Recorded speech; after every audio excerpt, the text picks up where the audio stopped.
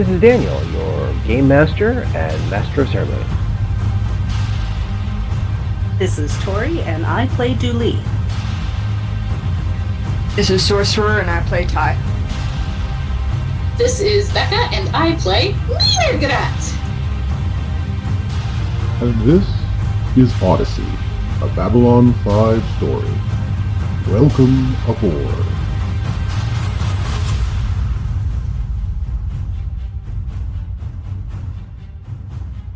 Yes. Make sure the picture is high. Very, very high. Not as high as David over there. He's way too high. No. I want to see... yes, right above the bar where everyone can see it. Good. Good. More people to see. Do you like the picture? Do you think our great emperor would enjoy this picture? We had to take it from the archives. It's just as best as we could do. Nothing could be hand-painted so soon. However, we raise this picture as we raise our glasses of Berevari, and, well, as you can see, many glasses of Berevari to our dear great emperor on the day of his ascension. Oh, happy day of your ascension, great Emperor Molari I. May your future as our emperor be wise and joyous and full of Berevari.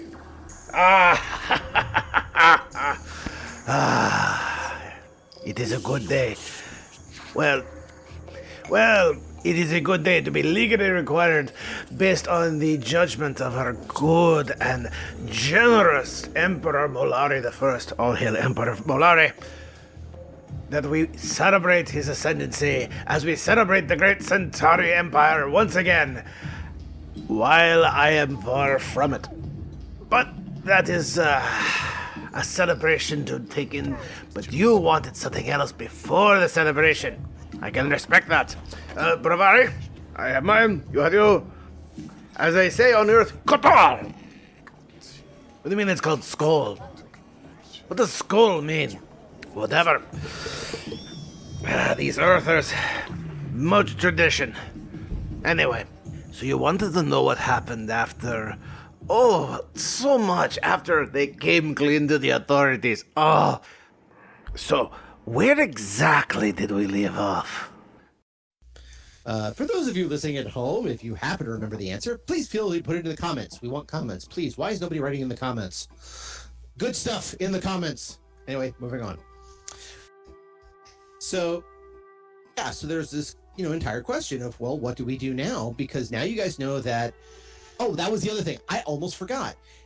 During the meeting, you asked for a scan of the ship, which was given, and it was discovered. This is where we ended it.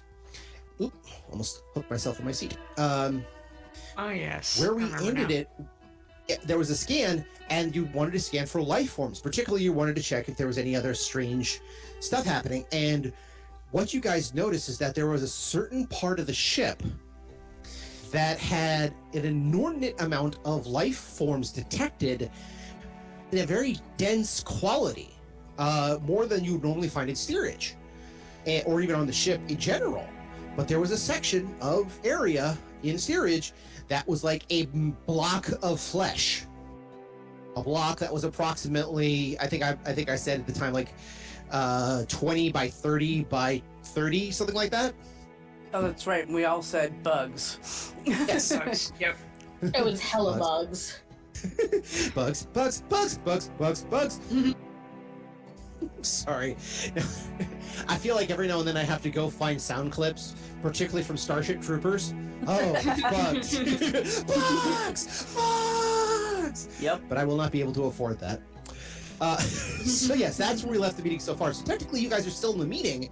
You just had the scan done about this, and you were kind of going, okay, that's bugs. Now what? And that's where we left it last time. I think we should add that whole space to the outer space so that all the bugs die. I assume they can't live in a vacuum. That makes sense to me. Or just lock the doors so they can't get out. They can still get out. Space it is. All right, so you want to convince the interim captain to take that whole area and basically Just kill everything. Kill everything, push it into space. Somehow or another open vacuum doors or whatever, or even just blow the section open so that whatever's there comes out. Yes. All right. Let's get I'm not usually a nuke it from orbit kind of person, but honestly, I think Ty's onto something here. Yeah, I mean, they can get, those bugs can get anywhere. They can get in the vents, they can get cracks in anywhere. In your brain, which is a problem. Ow. Oh, Finally, have we people are actually listening shown, to me? have we actually shown them the heads? No, you have not shown them the heads yet. Oh, yes. So, if we need any more tools to convince them to open that whole section up to space, we'll send someone to get ahead. I mean, Okay. Kai's supposed to be a xenobiologist or whatever. She'll just suggest it. Yeah. She's good at that. Okay, in that case, I'm good for Ty. I'm going to first need a bluff check so you can suggest, as a xenobiologist, that you know what you're talking about. And go ahead. Thank goodness you're really good at this. 6. Oh, okay. 6. 26. Okay. All right, so you're able to... Okay, as a quick aside, but I think this is important to know, there's a game I love called Mara Project. Mara Project characters initially did not have any intelligence scores or any skills. You had to provide it at either by A, knowing what you were talking about, B, explaining to the game master why you would know it, or C, bullshitting your way so much that you could fuse the game master to the point that he thought you knew what you were talking about and let you do it. This sounds like how I play most TTRPGs, to be honest. Okay, that sounds kind of dangerous, because I'm actually kind of good at that. Not just Ty, but me, IRL. Yeah, I'm not at all. So, So the next game is Mara Project, everyone. Let's go! All right, but yes, in this particular case, you're doing the latter of, I'm just going to start spewing words that I heard on Animal Planet Early. in ways that hopefully nobody else detects, which I have Things to that do. she's heard Mirgarat say or seen on TV. Exactly, which also means that I have to make essentially a contested roll for a particular reason. Let's take a look.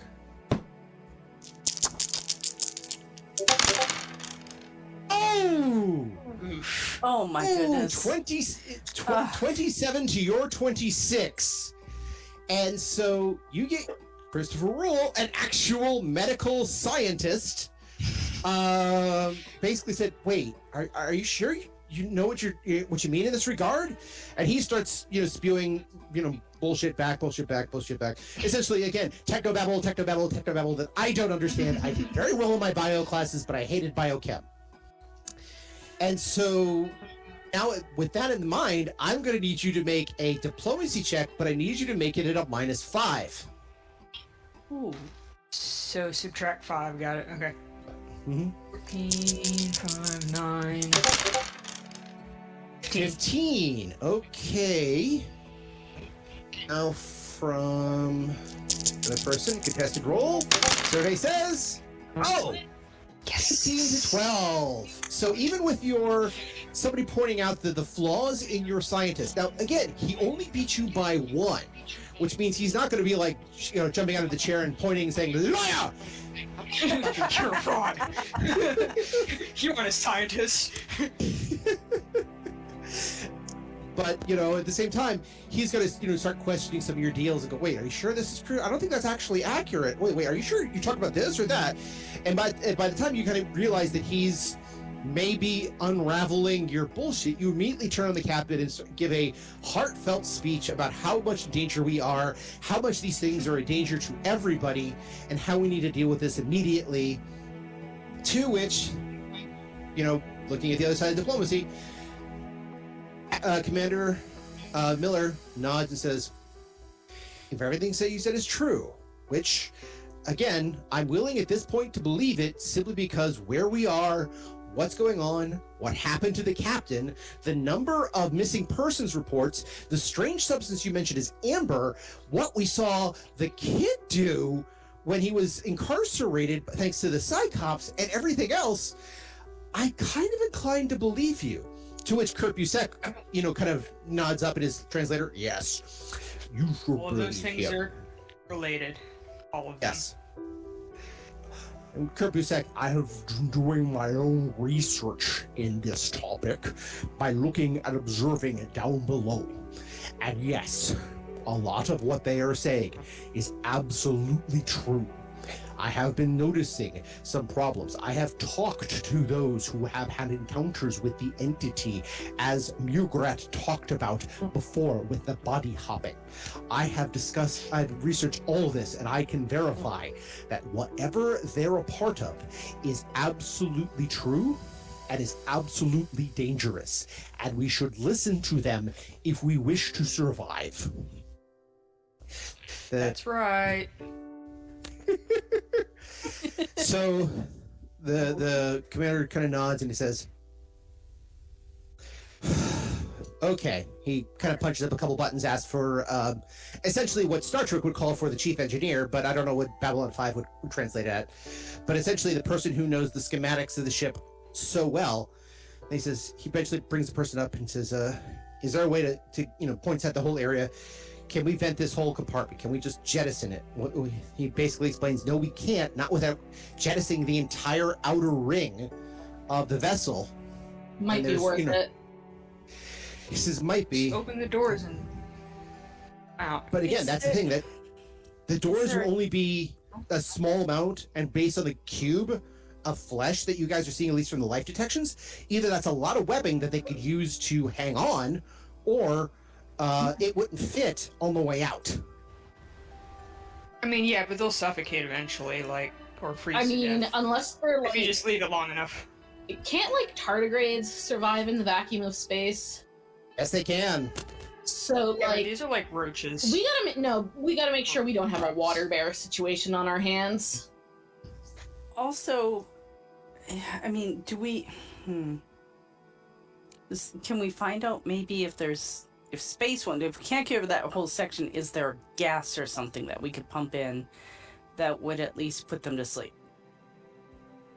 Well, yeah, they can live in methane, so... Well, the methane people have gases that affect them. But the question would be, what else is out there that's going to be affecting them? Because again, all you're getting is this design of massive life readings without detecting exactly what they are. Right. And this is the even 90s Chief future, Rule- so... The firefighting systems in the 90s future spaceships are probably halon, which is poisonous to literally everything because it's refrigerant. And it So sucks the oxygen out. Why not just pump the whole damn place full of halon gas? Halon gas. Yep, that's right. There you go. And It's been a Kali while says, since I looked at any of this shit. oh, halon does remove all the oxygen from an environment. It's how it puts out fire. So yeah, halon or some variation on a theme would definitely be useful in a space environment, because that's the best fire suppressant that's quick acting and can be purged from the air cycling system quick. Other than basically just doing opening a vacuum somehow. But the big thing, Kali is the first one to point out. Come in handy one day. Sorry, I'm talking to myself. That's okay. Hey, every life experience is a good one. It's a growth experience. But in this particular case, even Kali says, but we don't know what's down there. That could be wall-to-wall humans or wall-to-wall pak'ma'ra, for we all know. So we're not certain. send a camera. Very well. That we will be able to do. We have those floating camera things. Mirkrat, you have, I don't know, half a dozen of them for your research thing. Somebody else must have some. We can send 2 or 3 cameras. They can send back the feed, and we can see. Yes, this is an excellent idea. They kind of nod. They said, all right, route all your, he says, we're going to take you to the bridge. He says, you can do those remotely. Yes? Absolutely. It says, all right. So... Oh, one quick thing. Hmm? Since we do need to multitask, since time is of the issue. We scanned the planets, yes? Did we share this information with them? I think so, but let's question, do you want to? Yes, we need to Yeah. find places to live if, for instance, the bugs decide that cameras are the equivalent of hostile intentions and want to take over the rest of the ship. So, Yeah, Ty's next suggestion is going to be before I was reminded about the bugs, that they start some kind of like evacuation plans to land people on planets. Because she doesn't think anybody's going home anytime soon. two-part Gotcha. evacuation plans on how to essentially get everybody off the ship in a timely manner, but also we need to send people to those planets to at least do an atmospheric scan. Us scanning it from here, as I understand how these things work, doesn't give us the details. It's not the full Yes. picture, but it will give you enough to give you sustainability, some basics. So At least get a general view. do a flyby. Yeah, we should probably glance for like, predators or like large predators or anything like that anyway. Well, and if there's Okay. zero life on this planet, we may not survive there because we have to be able to grow things and find water and things like that. So, Okay. So, with all that in mind, the captain kind of nods and he says, the commander nods and says, "These are good suggestions, good ideas. All right." So he kind of nods, he points out a few people. He calls up on the comm unit. He says, he asks for the bridge to send out both probes to the planets, but also to send out a couple of scan crews, which are not much more than a couple of shuttles, specially outfitted, not like intensely outfitted, but again, basic flybys, as well as Star Fury escorts, because they actually do have a number of Star Furies on board, mostly for security reasons and for issues like this. And they're older Star Furies too. They're not even the news type that go into Atmo. These are very much the older ones that are actually have the words "ugly but well hung" tattooed stenciled on the top of the vessel. If you look, they're actually there. They said, yes, we can send out a couple of Star Furies to act as guide, while we send out a couple of shuttles to take a look at these planets, give at least flybys, scans. Let's get a lay of the land so we know what we're doing. Now, they did notice that, again, the actual planets themselves may or may not be habitable. Most likely they're gas giants. But the moons around the planets are where it's habitable. And that's where it's going to be interesting. So they'll send out a couple of basic crews to do initially the first flybys, and if those come back decent, then they'll start looking at possible evacuation, possible scout parties just to determine viability before they start an evacuation. But again, Kali will mention that she'll get stuff prepared. She actually points to Rai. That's how she got the shiner.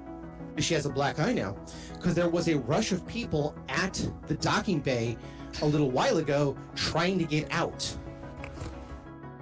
and they basically fought them back and said, no, everyone's staying here. So now they're going to do official runs and try to get as many of the names for people that they can to do the basics. There is a pair of archaeologists, as you guys have pointed out, who are on board, who will probably be useful because, if nothing else, archaeologists in this time period know a lot about how to survive on a planet, because most of the time they're going to a planet they can barely survive on anyway. Mm-hmm. So they'll probably be contacted.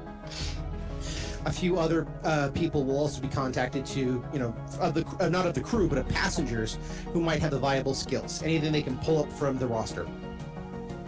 But they're going to rely on crew as much as possible, simply because there's less chance of a break in the ranks.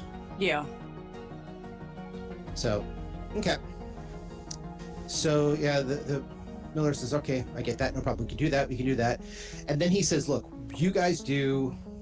he actually asked Neergrat to come to the bridge to put on a main viewer the input so everybody can see what's going on with whatever's going down there, and to send down a couple of remotes that you pilot. But basically, he's asking you pilot, we see. Got it? And I'm on board with this plan! so like, all right, he's about ready to go to the bridge and get everything set up. Is there anything else you guys want to figure out or do before this happens? Or anything you want to mention to them? I mean, nothing seems pressing comparatively. Okay. What about that church thing? Just a harmless cult. run by me in the wrong body. It's probably fine where it is for now. I would imagine. I mean, they're not really doing anything. Just We know that? they don't seem to really be doing anything. Okay. Bad. They're just there, I guess. By the way, I do love the phrase, "Oh, it's just a harmless cult run by me." Yeah. Probably fine. That took me for a moment, but yes. Which I believe has one of the major quotes for the day.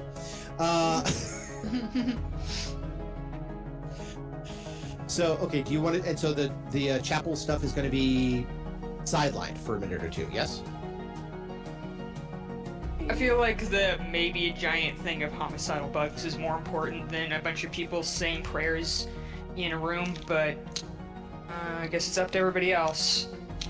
No, I agree the bugs are more important. I just wonder if... I feel like if we combine the two, it's probably some kind of StarCraft patent infringement. I guess technically...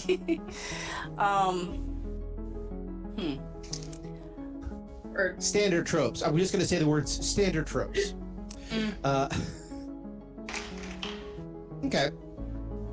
So you're going to focus on the bugs for here. So, all right, everyone heads to the bridge, including the Cyclops, the Aparo, and Kutbusek, who come along. They ask Miragrat to essentially plug in the receiver for the scanners into the main computer so everyone can watch. And I'm assuming you were agreeable to that, yes? oh yeah. Okay. So everyone's a little bit panicked, a little bit kind of, okay, what are we doing now? This is kind of strange, but, the commander comes in, and he is exceedingly good at what he does in at least keeping people focused.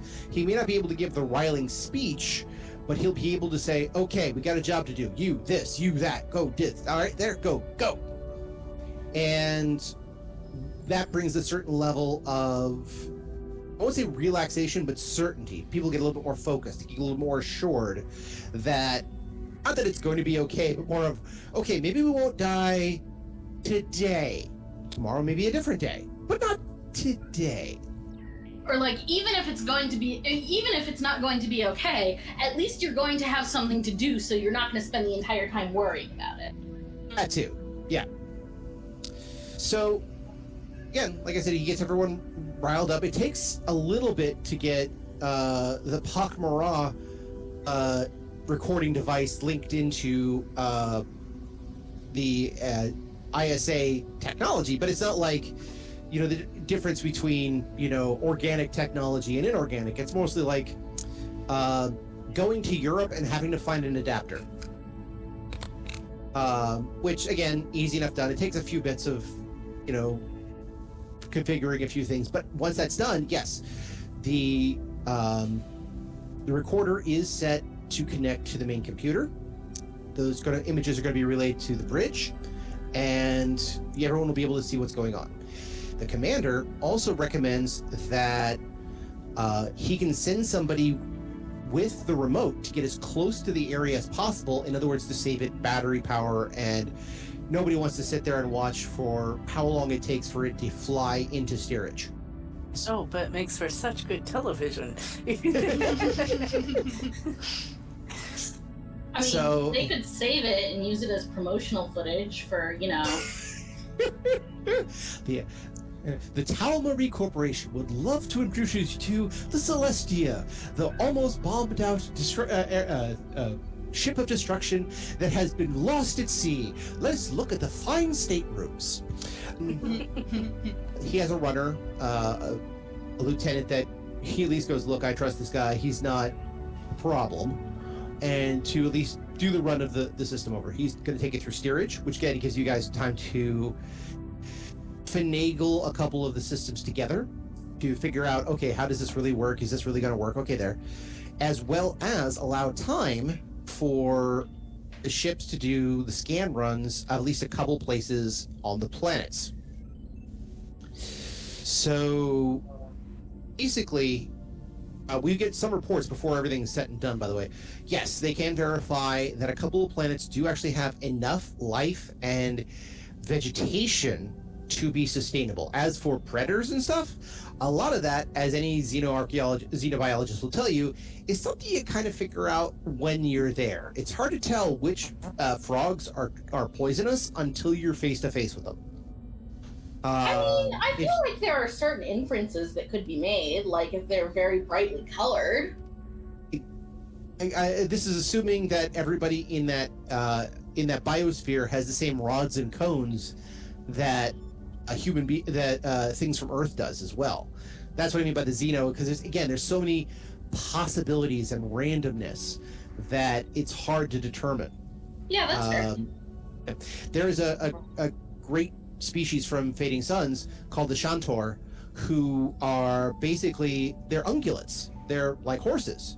And the biggest problem for them for the longest period of time is nobody believed they were sentient. So they were very much repressed and eventually caused an uprising, which caused a lot of problems. Eventually things got resolved, but it was the fact that nobody knew about them until certain things happened. They all just thought they were primitives, or everything was fine.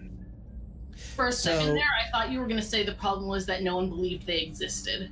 Well, they're there. They, had skeletons and, could ride them, but, they didn't realize they were sentient. And sentient beings have a lot more rights than non-sentient beings. The same was true for a species called the Ganook, who were basically like chimpanzees in a lot of ways, or bonobos, and they got the name Ganook simply because they would wander into human camps and they would start, bellowing, Ganook, Ganook, Ganook, Ganook, not realizing that the Ganook word, Ganook, means food. So basically the bee species going in, you got food? Food? Anybody got food? I would really use food. So, again, you never know how things are going to operate until you're down there, but there's at least things to detect for when it comes to viable structures of some of the plants. In other words, are they can you find edible plants there, or is everything, laced with cyanide? Is certain chemicals present in the atmosphere which would allude to the fact that you should be able to find X, Y, and Z on this planet? Is the biosphere diverse enough that there's a chance you will find what you need even with problems? That stuff they can at least get a general scan for, at least determine for emergency purposes, can we land here or do we land there? And that's basically what they're doing. And yes, they can verify that a number of planets are viable, including the one with the methane, for the methane breathers, which even they say, yeah, just don't leave them there for too long. Because it's, again, not a great habitable place for them, but they could survive there. They consider it kind of a emergency stop point should anything happen. And Very happening. oh yeah, exactly. But so they do that initial scans. So while that's all going down, the runner gets the steerage. Mirgrat, they turn the thing on. You can see the steerage area. The steerage area is, even by your standards, from what you've seen previously, kind of empty. I mean, there are some people there, but it's probably 20% of the population you see there normally. That's probably bad. A couple of things that he will mention: certain groups have already shut off their sections of steerage. The pak'ma'ra and the Narn, very specifically, have basically said, yeah, until we have a bad feeling about something, we're just going to close our doors until everything is resolved itself. Knock when everything's clear. The pak'ma'ra definitely have understood that everything is pak'ma'ra and everything needs to be understood, but they're so worried about, number one, their food supply, but also ever since what happened in the cafeteria twice has freaked them out completely, to the point that that's reasonable.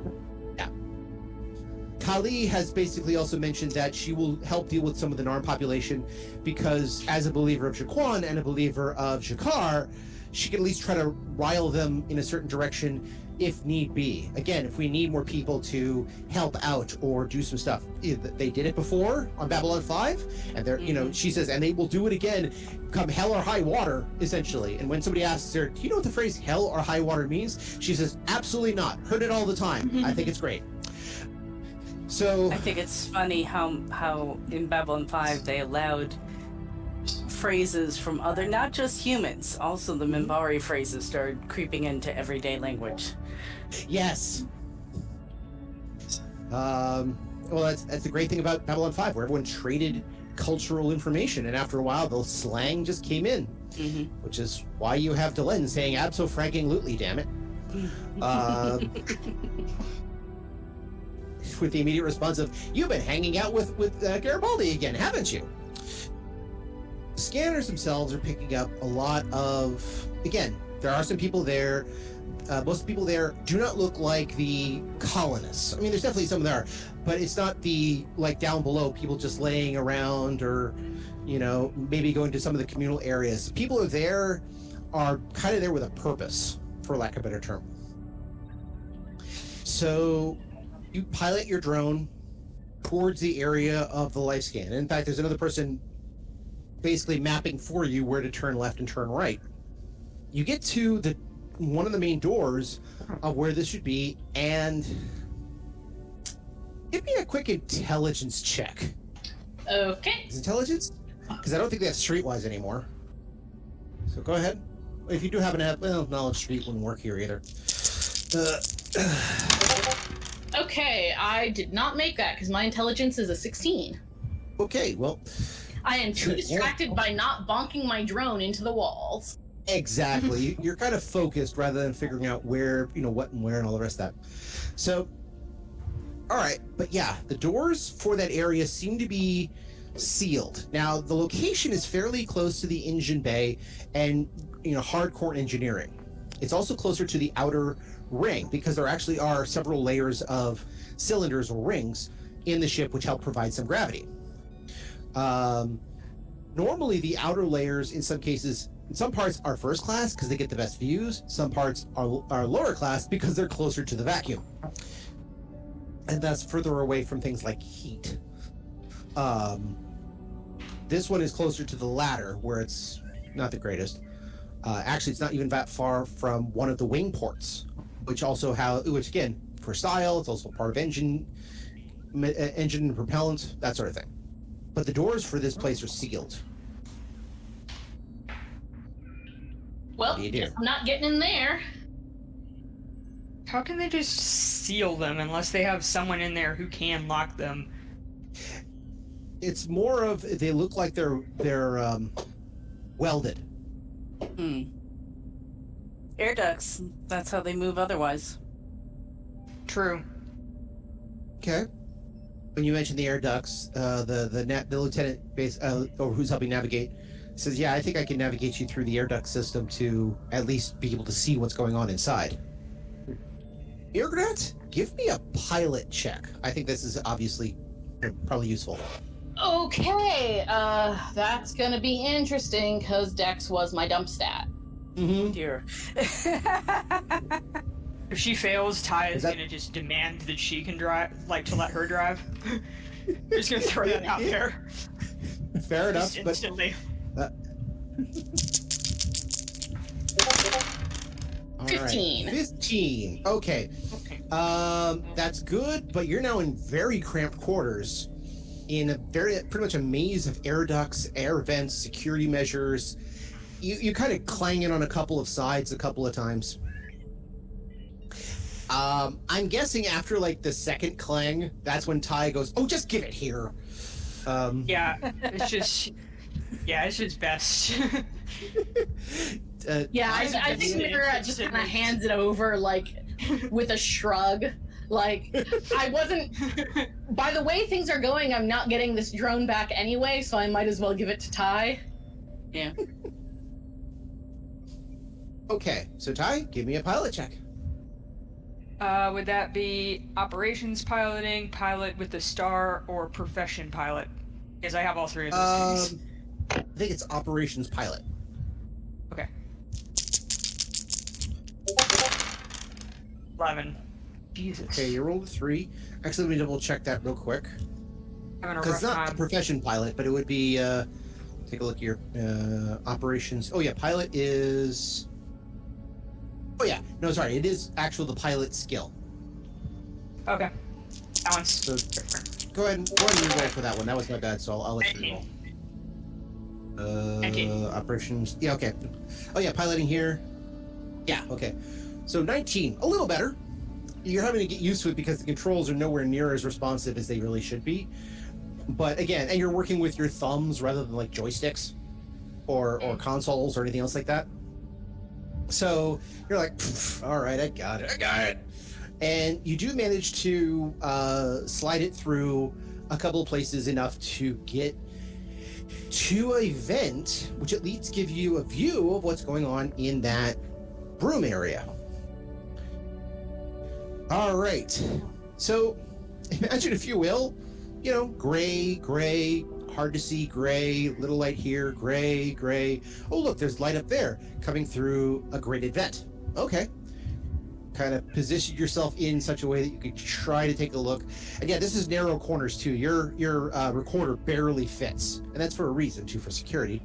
But again, they kind of navigates through, takes a look, and the first thing you see is something orangey pink. It's hard to tell exactly what it is, but the first thing that comes to mind is it almost looks like someone's impersonation or interpretation of a junk. And I don't mean like junk on the floor, but I mean like one of the ship. fishing boats. Yes, the junk fishing boats. The way the sails kind of look like fans, and they're kind of spread out in a couple of different directions around this primary hull, which again is that same color, but it's fairly large, whatever it is. Okay, I need notice checks from the three of you.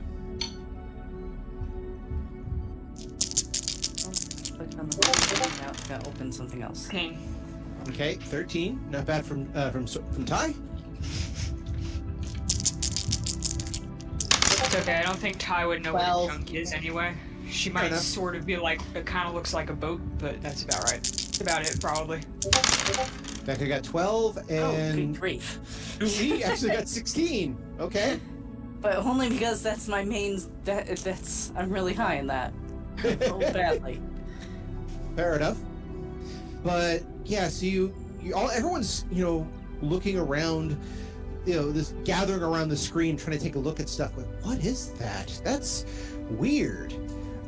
All right, just because I'm being nice, if anybody has not, actually, Ty, you said you had profession pilot. Yep. What knowledges did you have? I have humans and I have customs laws. Okay, so that's not going to help much. All right. I was looking for actually, this would be a good one for operations pilot. I'm going to give you to that way because let's do that one.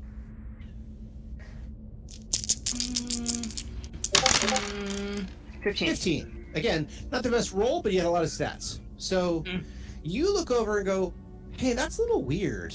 That aerodynamically, for lack of a better term, actually looks like some sort of, not like a Mimbari vessel or a Brakiri vessel, but it's got, you look at it like, well, it's got a few things here and a few things there, but again, it also looks like a tree in some points, the way it's rooted to the deck.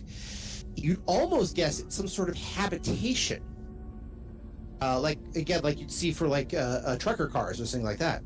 Mirgrat, let's get a knowledge biology roll. Oh boy. 15. 15. Oh my god. Everyone's not doing great at the die rolls. I'm just going to say that. You rolled a 2, but you had so much, you got a 15.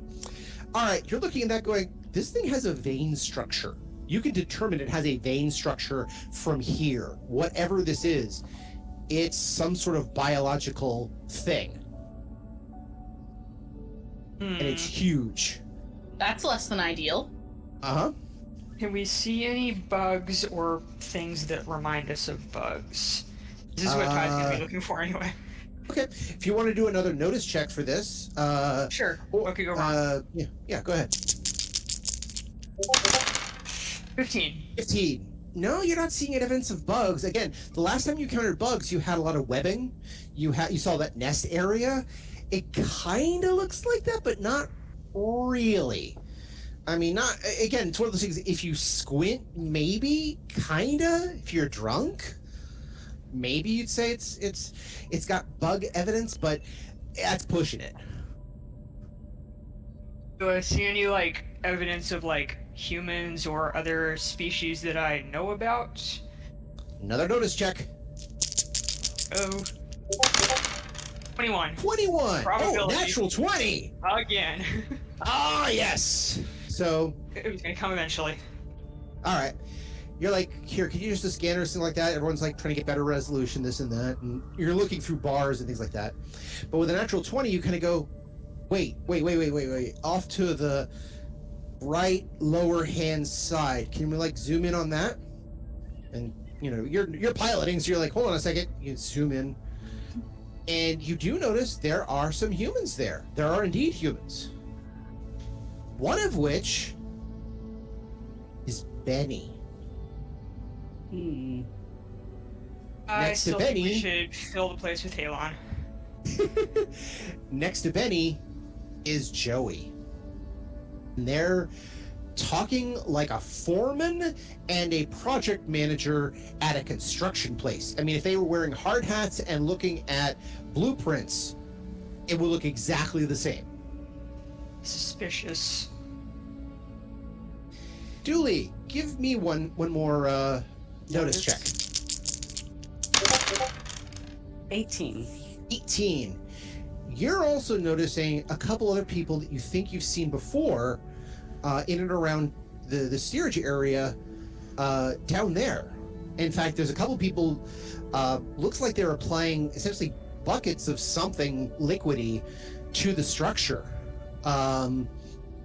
Like either they're coating it or they're building a mud pile or something like that. That's to the structure. Everybody else on the bridge is one part horrified and one part fascinated. Question, this structure, what does the outside of it look like again? It's orangey pink. It is Mirgarat was able to detect that it has a vein structure on it. It kind of looks like some sort of, from Ty's perspective, some sort of habitation, but it also looks like would remind a lot of people of a junk boat. And how big is it? Most of the space. So you're talking at least, now you were originally told like 20 by 30 by 30. This thing's got to be closer to, not including the fins, 20 by 50 by 50 at least, if not more. I'm going to turn to Mirgrat and I'm going to say, okay, so I don't necessarily understand a lot of the science stuff you do, but bugs have like a queen thing, right? Oh. It depends on the social structure of the insects in question. Could this be a queen thing? Or That is entirely possible. Maybe it's a hive. that's what I'm thinking, a breeding chamber or... I don't... Oh, listen, every But other they're time we veins. found... It's a giant alive thing. We don't know what it is, and every other time that's happened, it's been bad for us. I Yeah. still think we should kill it, and we're not gonna lose much if these jokers in here are, casualties as well. Can your camera communicate? Can it say something? Are we hearing anything? Oh, you're asking if there's audio with it, not can you project audio? Well, both. Oh. Yeah, I don't think this camera does audio. I think that's a separate hookup that I didn't bother sending in. Because I know It can. previously we discussed that I have cameras for like the pak'ma'ra IR vision as well as regular like human visible light spectrum. So I think I just sent in the human spectrum computer, and I think the sound recording equipment is a separate device. So I'm gonna look at the commander and say, is there any way to hear anything from that section? Is there like an intercom or radio or something? Hold on a second. All right. Wow, everyone. Dice Maiden is not liking anybody today. No, it's not. So, Kali says, we have some scanners in that direction. I might be able to open a port or two. Hopefully, if anybody of them is anybody's wearing a comm device, we might be able to tap into that too. So let's take a look. And she goes over a station, tries to do a few things. Let's see here. Finally, she says, yeah, okay. With a bit of luck, she's able to hack in a couple of devices, open up the frequency channels. You can't speak, but you would be able to hear. Let's listen for a few minutes. Once again, I'm gonna need a notice check from everybody because I think that's correct in this one. I don't think this is investigate yet. Everyone? Everyone, because again, it's just put on speakers. Hey, grief. 6. 17. Also 17. 2 17s and a 6. Just for the record, my notice has a plus 12. I mean, it's my best score. A 17. Like I said, if nothing else, the dice are not helping my plot, but that's okay. I'm just gonna run with it. So you guys are getting sounds, and who got the 6? That was Ty. Okay. Yeah. Usual. Yeah, for you, it's just kind of what are we listening to? It sounds gross because there's undulation and squishing sounds and pulsating sounds and things that, excuse me for the apt but very disgusting description. Did you ever get a pimple either on or in your ear? Yeah. And when it broke, you could hear the everything coming out? No. First. All right, got it. Thank you. Yeah.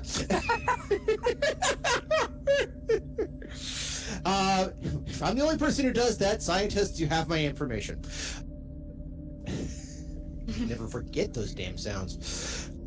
But yes, it's absolutely gross. Now, for Dooley, you're hearing, again, a bit more voice, a bit more, people talking about this and that.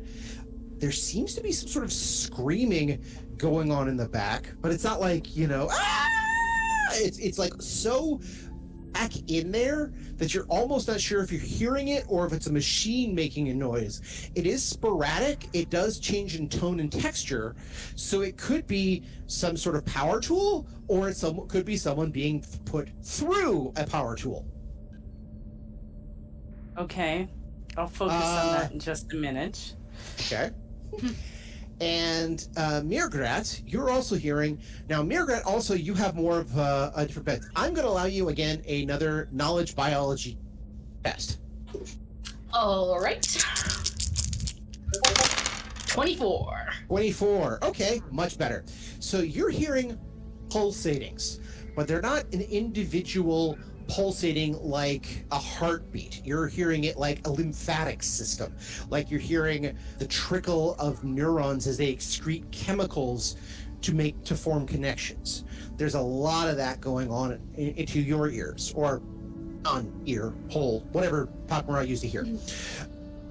So to you, it sounds like, again, this is the same sort of sounds you would hear from a zygote or a fetus of a non-centralized what's the word I'm looking for? Non-centralized vascular creature. So there's no heartbeat, but there's everything else going with it. Well, this is gross.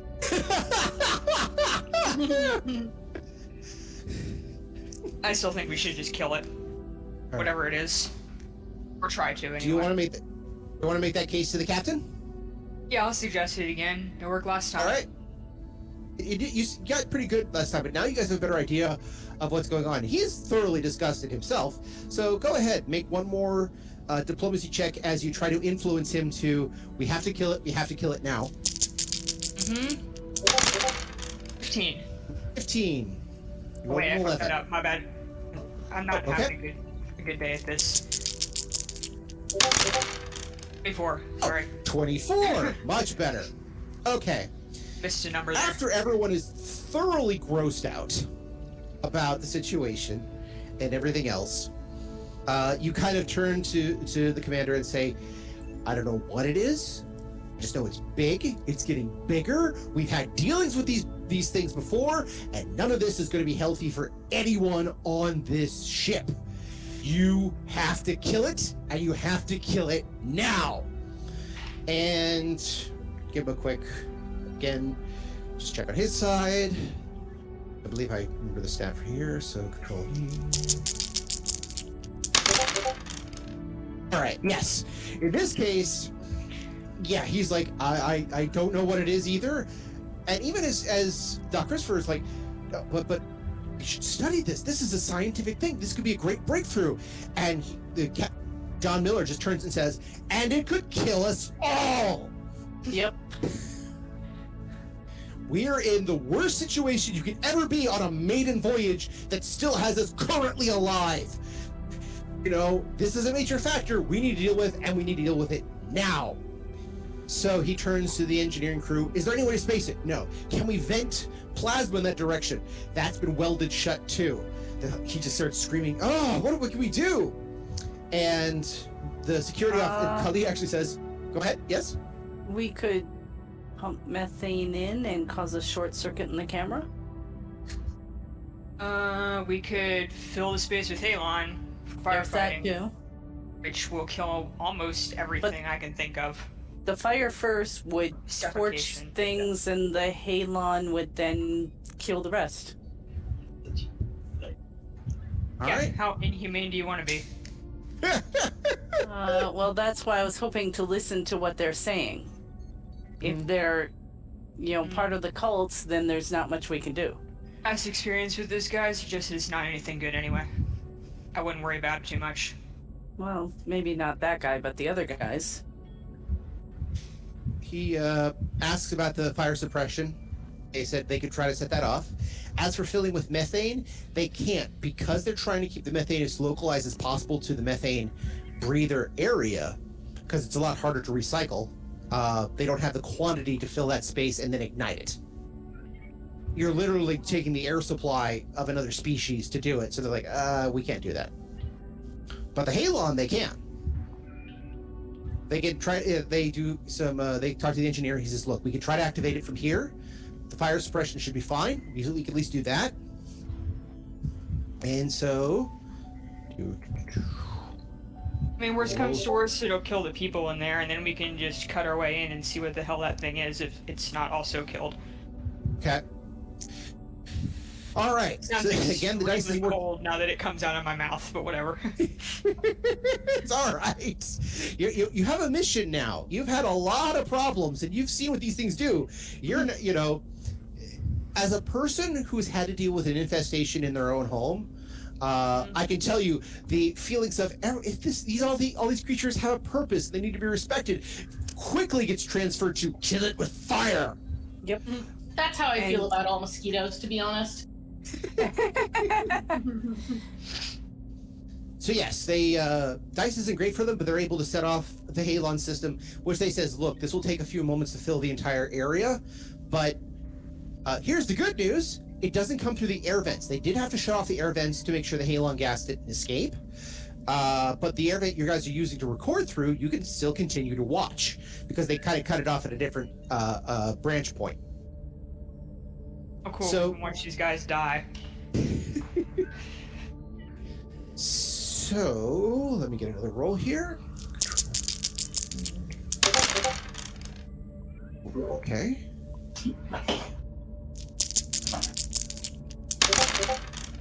Oof. Oh boy. And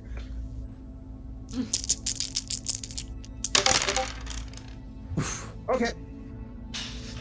So yes, as the halon begins to pipe through, they're careful not to set off the alarm, because that would let people know what's going on. So they basically start piping the halon through. Now the halon again comes out as very white because it is cold, it is misty, so it's not exactly a mystery gas that is being released, but it is So it's visible to those paying attention.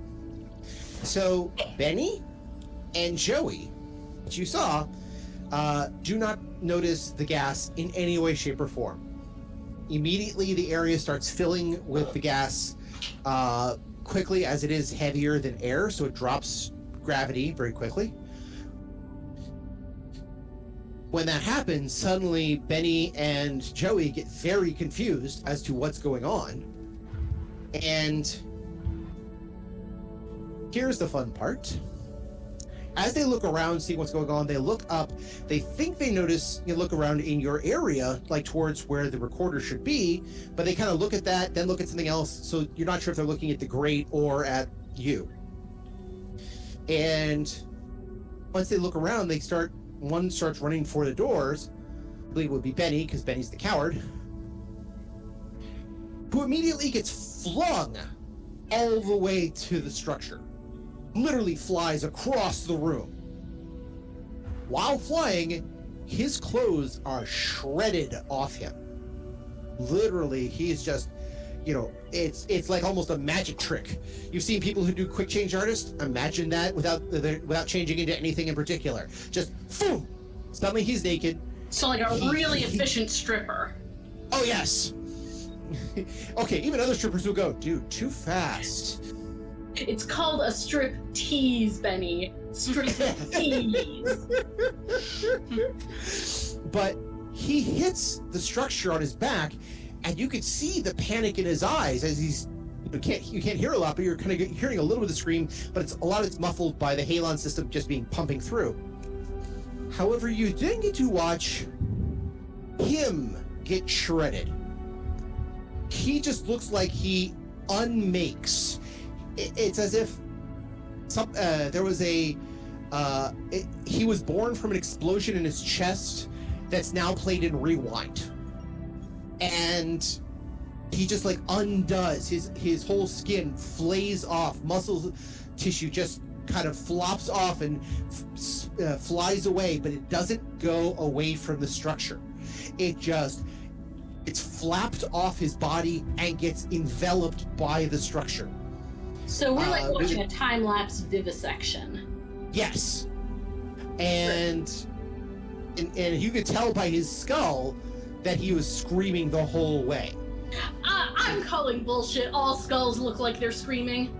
That's true. Fair enough. Except the ones that look happy. They're all teeth.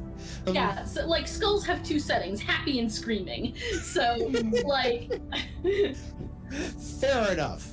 If this was on a non-syndicated broadcast network like HBO, you would then watch, the camera would focus in on Benny's face as skin and then flesh and then his eyes peeled away, and so the transition leaves you with the after image of his panic on the bone structure as the bone structure itself then degrades, breaks apart, and is absorbed not in a dilution factor like they've been put on acid, but like a crumbling factor.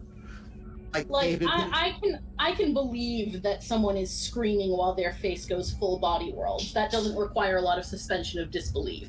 Fair enough. Joey follows a moment later, almost the exact same thing. And as you notice, it's not just Joey, it's any other person who was dumping a bucket of goo immediately gets thrown at this thing one after the other, where they become diluted, disilluted, panicked while they try to claw their way out, and all it does is make things really ripply around where they get thrown until eventually their own mass is added to this thing. After a moment or two, as the halon comes through, everyone give me one more notice check. 9. She's disgusted. Can't take this. 8. Julie got a 12. Slightly bad about my decision to talk the commander into doing this. Because I'm not a total sociopath. Mirrorat is distracted because they're hungry. I just gave you a bunch of food. I know, but this made them hungry. Not just hungry, there is a kind of such a waste of good food.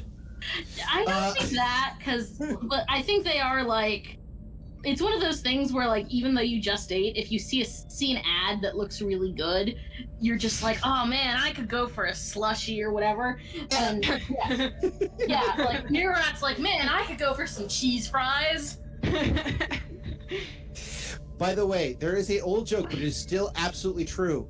In Houston, Texas, as Lewis Black pointed out, at a corner that is not far from me in a couple ways, there is literally a Starbucks across the street from a Starbucks.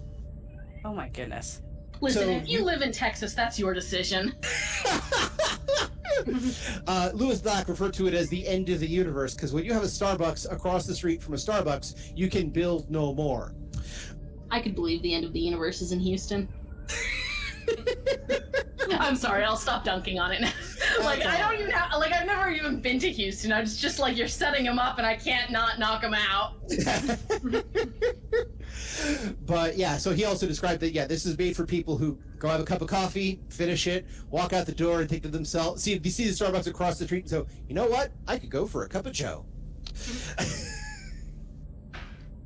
Yeah, so you're watching all this in real time, and again, the notices weren't great, but I'm going to give it to one of you. Who won? Actually, I got one other person to roll for. Okay, just in case. All right, perfect. So everyone is thoroughly disgusted on the bridge watching this, because besides watching the deaths of several people in absolutely horrendous fashion, everyone's getting a very quick tutorial of human anatomy in really ways they weren't expecting. Honestly, if I still have the recording of this, it's going to be a great learning tool. Oh my god. I think I quit watching a while ago. Okay. Probably. Which is why Kali actually looks over and goes, "What's that?" And she points at the screen. For those willing to listen or watch, there is this figure in white who seems to be next to another structure. Now, the other structure isn't quite so big. It's about 8 feet tall. It too kind of reminds you of a junk ship, but it's like somebody translated a junk ship into a submarine. And it has this... A junk marine? Junk marine, yes, exactly. But it like has this also crown at the top of it and this network of roots at the bottom. It's so weird. But she points at both of the structure and the person in white right next to it. And Oh no. she says, "Oh wait, hold on a second." You know, goes up, immediately goes to the program structure and basically pulls out what would later become known as the facial recognition system. Mm-hmm. And pulls up the ID tag for this person, essentially. The person is Connor Parlati. Whoops. Who remembers that name? I don't feel too bad about the whole Halon thing anymore.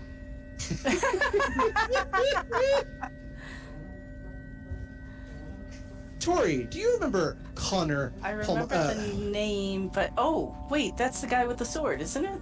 No, that's Connor. Connor is the psychic. The guy, the blip. Oh dear. Who actually looks at the camera, straight at it, winks a bit, smiling, and then throws himself onto the second structure, which envelops him immediately. The second structure then flexes the fans.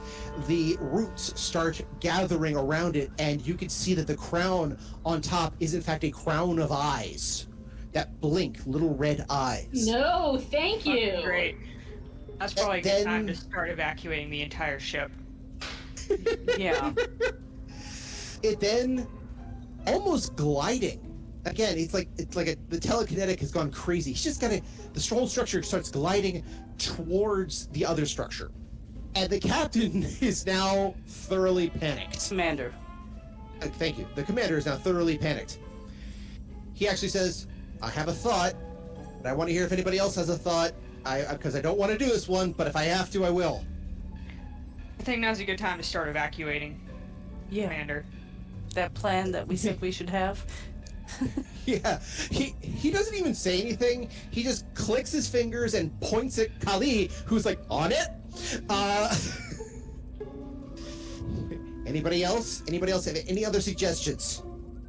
Probably security lock all of the doors that could get through. Maybe that'll slow it down. They're already welded shut from the inside. That means, Just in though, that case. they could open them potentially. We want to be able to prevent them from opening. He nods his head. Understood. Holds up his link.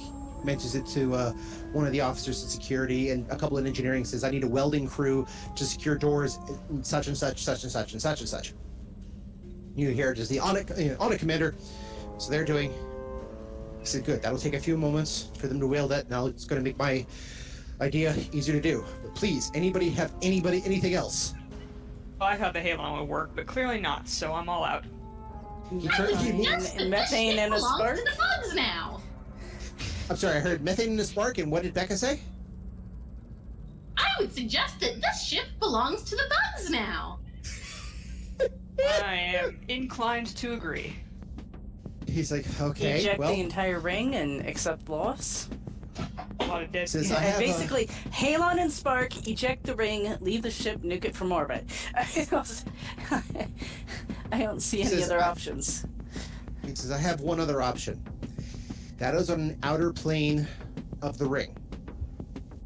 As much as I hate it, I could have the Star Furies go to that area on the outer side of the ship and shoot out the wall. I would recommend pilots that cannot be controlled by psychic abilities. Psychic abilities have to be Suggest that we make sure these things cannot survive the vacuum of space. How many people are in there? They're gonna take out all of steerage. Well, think about, if nothing else, Mirkarat. How many kilograms is the average person? I have no idea, but Mirgar would also suggest that no matter how many people were in there, if they're in there with the bugs, they're not going to be people much longer. No, yeah. The other problem is that, again, when you look at that structure, which you've already identified as something pulsating and organic, and you've already seen that it had absorbed several people, adding to its mass, how many people were responsible for adding to the initial mass? Star Furies it is. Probably a lot. He thinks, well, Star Furies it is. All right. He gets on the comm, and he actually does mutter, God have mercy on our souls. And he actually crosses himself. He actually does the full-on, spectacles, testicles, wallet, watch.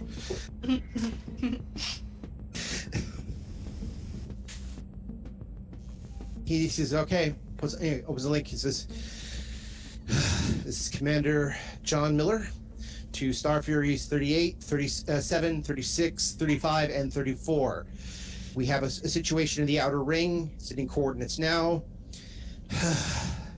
By authorization, you are to shoot out that entire area, break through the hull, and make sure everything inside is both in the vacuum of space, and then shoot it again.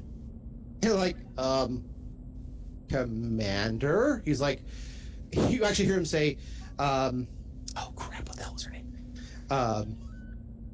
You actually hear, Denny? Do I have to break out the security codes for authorization? Yeah, Commander. All right. He's out his security codes, his special password to boot, which, interestingly enough, is the word Goldilocks. And she says, command confirmed. Okay, sir. Star Furies make their way to that side of the hull. And He gets a quick message. Okay, sir, doors have been sealed. He's like, good. Get the hell out of there now and seal the doors on this deck, and this deck. Make sure everybody is out as fast as possible. Go, go, go, go! And they immediately get to work. Everyone's set, ready. Good news is that the place where this thing is, there's no actual windows out. So until the hull is breached, they won't be able to see it coming. When it comes to telepaths, they actually have to have line of sight to engage in interactions. This is even true with the Vorlons. I have a question. Where is that religious place in relation to this? Chapel, different section of the ring.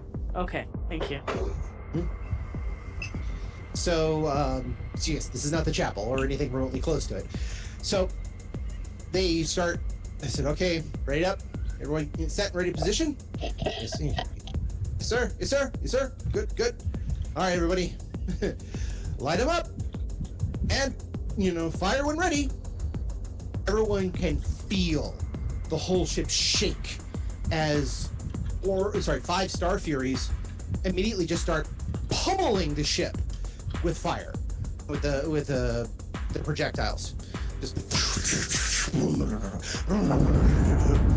immediately the board lights up on the security section as people are, wondering about things. The captain immediately gets on the intercom and says, "Ladies and gentlemen, we ask you to go back to your quarters at the moment. We are having a situation here. Nothing to be alarmed about. Please go to your quarters and await further instructions. Thank you." He actually turns over and says, "I know we're supposed to be evacuating, but I don't want a riot on my hands." But again, the structure is going to continue.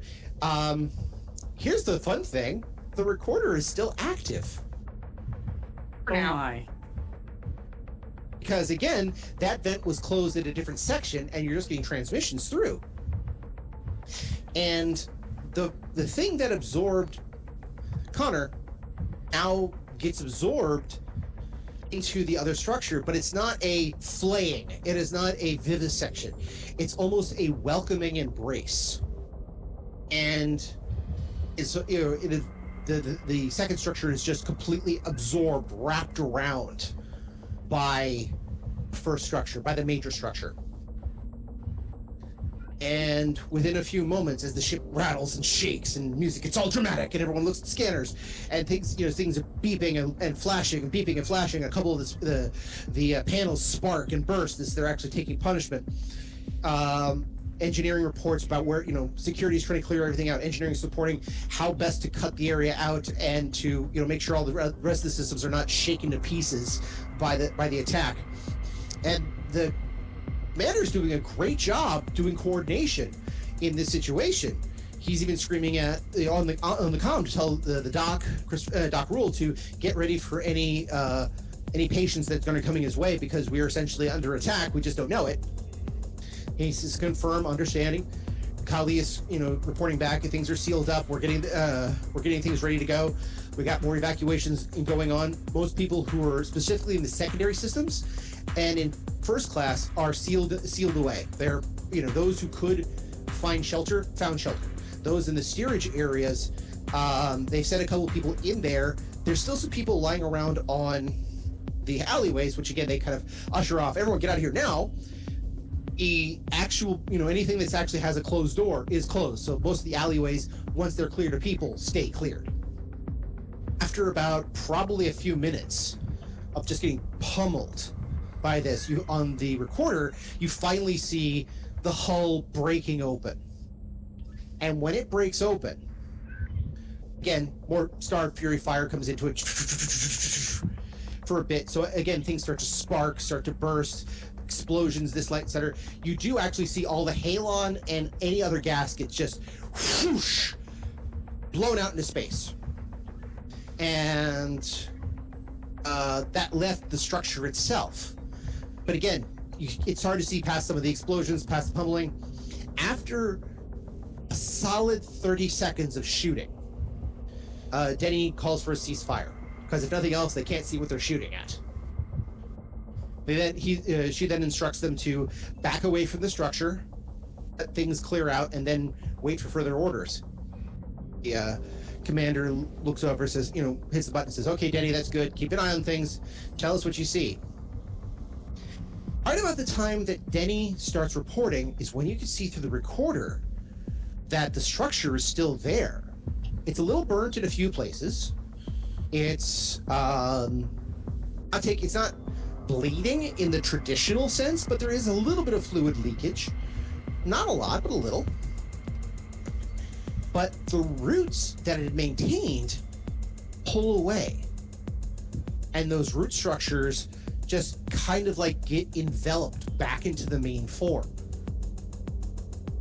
It's at that time you notice that A, it's still there. B, now that there are no air vents, and they even turned off the gravity in that whole section, or what limited gravity control they have, the whole thing starts hovering in the middle and then slides its way out of the hole that was made the Star Furies.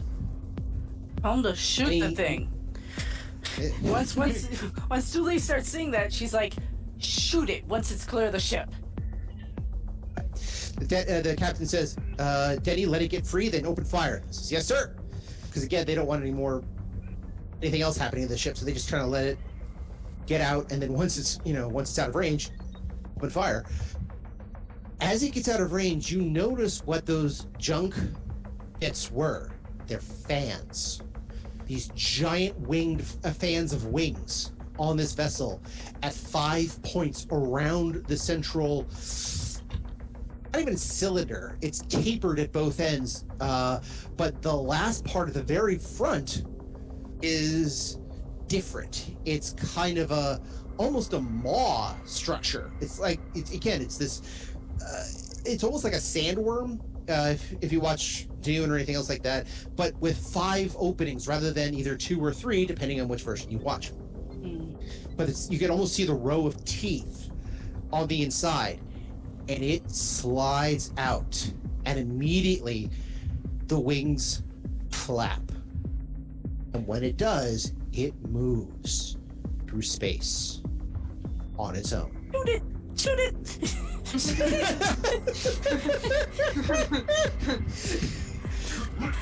They wait for it to get a couple of clicks away from the ship, again, making sure we don't draw friendly fire, and then Star Furies immediately open fire. When that happens, the ship takes, the creature takes a little pummeling. You can see a little singeing here and there along the outer hulls. The wings themselves seem perfectly fine, and it kind of just keeps moving along. It's almost ignoring them until it hits a certain place that it causes the creature to buffet a little bit. There's a little bit of an impact, to which the creature simply turns around and vomits up something. It is like a highly charged acid or plasma. It's hard to tell from what you see, but it glows bright green. It's a stream, and it vaporizes one of the Star Furies. It then starts swinging itself towards another, and when they see that, when it unleashes another spray, if you will, an energy concussive beam or an acid, it's so hard to tell, but it is luminescent and green, just coming out of the front of this thing, which swells a little bit right before it lets loose. All of a sudden, it just another Star Fury down. They continue to open fire as much as possible, but it's very obviously, even though they're damaging the other ship in small bits, it's one of those things of the number of Star Furies are going to go faster than this thing is. I hate doing this because I know this is the people just watching, but again, I'm doing this for atmosphere. It's like, I want characters to be interactive, but okay, we'll work with that. Again, it just deluges these things in that stream, and they just vaporize or crumble. One of them dodges as the stream gets hit on it, and an entire wing just gets blown off, like it wasn't there anymore. And that pilot screams as they twist off into space for a bit. Last 2 that are there. One tries for a ram job, just literally just, puts on full throttle, boom, gonna go straight at it. When it does, it turns its maw and envelops it. You can even, in the vacuum of space, through the earpiece of the, through the communication of the pilot, you can hear the initial crunching before the connection is broken. The last person standing is Denny, who wisely gives it room. Because the one ship just watched all this happen. It sustained some damage, but not a lot. And then, I'm going to head back to the barn. I think we're done here. But it's not so much she leaves, so much as gives it a lot of distance while she's looking at it to make sure it doesn't try to turn around to the ship to do anything else. As you guys all watch this, in probably absolute horror, you hear a beeping noise.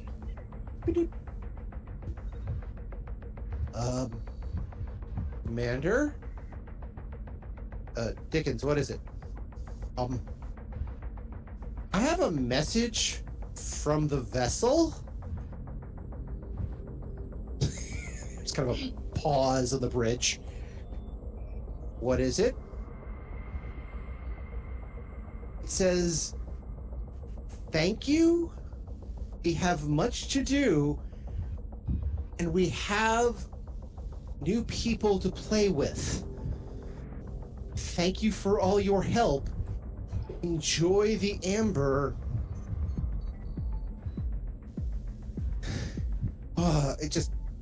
Yeah, he just I starts think getting all Dooley panicky. Dooley forgets to breathe for probably like 3 minutes. And then you just hear this ragged... Margaret is frantically like writing down everything that is getting said. Gentile will just stand there and stare at all of this.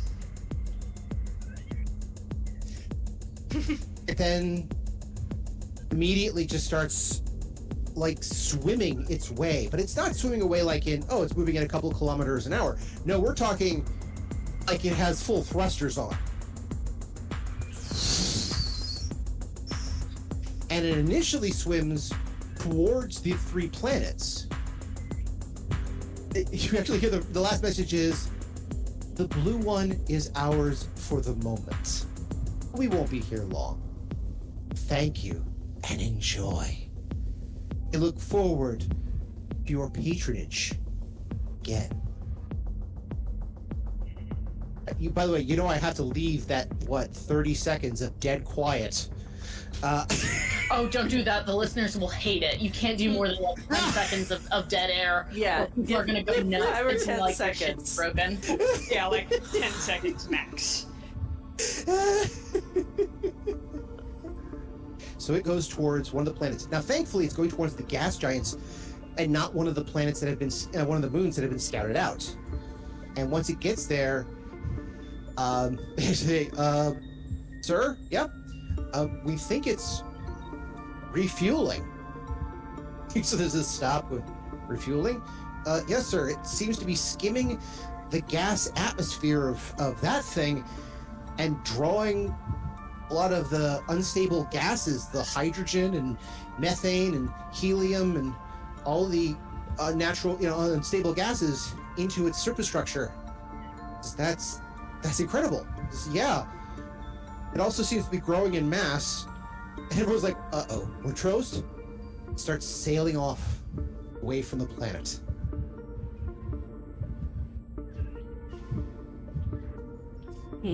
Well, it doesn't seem to be interested in us anymore. Oh, that's the best part. I was debating how to do this one, but I have to. There's one more message as it leaves. Oh yes? What's the message? Sir, I think you have to hear this. He clicks on the overhead speakers. "We'll meet again. Don't know where, don't know when, but we'll meet again some sunny day."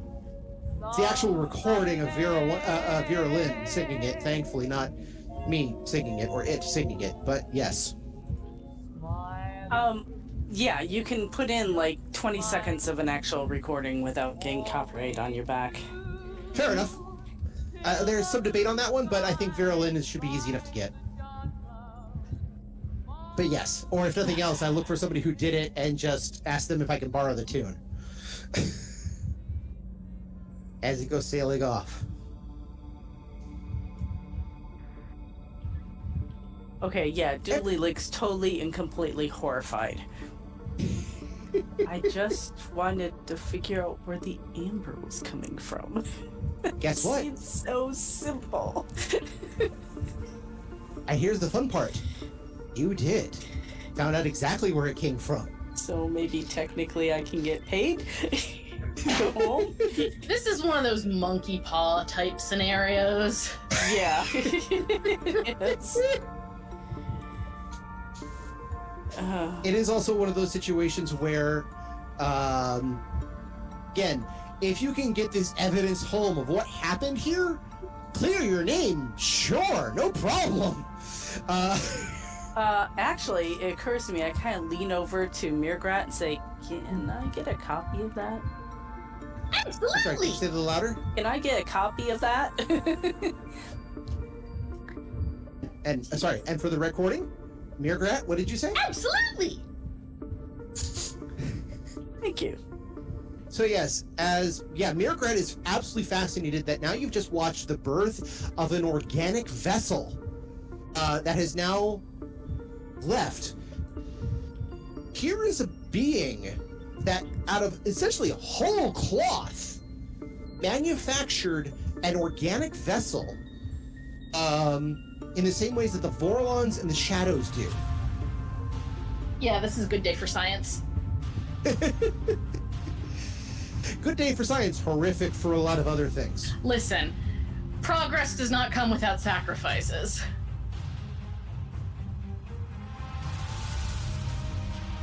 Sacrifices indeed, especially for a ship such as that.